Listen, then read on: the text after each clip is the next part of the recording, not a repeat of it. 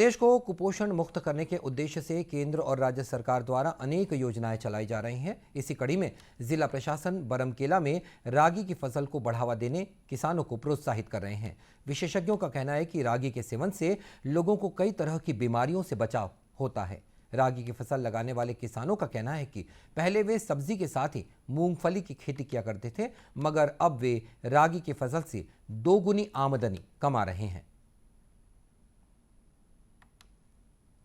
इस समय मैं 20 एकड़ में रागी की फसल की बुआई कर लिया हूँ। जुताई और खाद मिला के लगभग 25-30 हज़ार रुपये इसमें लागत आया है और अनुमान है कि इसमें 7 कुंटल पर एकड़ के हिसाब से उत्पादन होगा और उस हिसाब से 70-80 कुंटल का उत्पादन हो जाएगा। इसको इसलिए लगा रहे हैं कि अभी कुपोषण दूर करना सरकार की योजना है और इसमें शुगर के लिए बहुत काम आ रहा है। करीब करीब कैल्शियम इसमें चावल से समझ लीजिए 34% ज़्यादा कैल्शियम मिल रहा है और सूक्ष्म पोषक तत्व तो बहुत मात्रा में प्रचुर मात्रा में इसमें उपलब्ध है। बरमकेला ब्लॉक के कृषि विस्तार अधिकारी रोहित पटेल ने बताया कि किसान अन्य फसलों की खेती न कर अब रागी की फसल की खेती कर रहे हैं।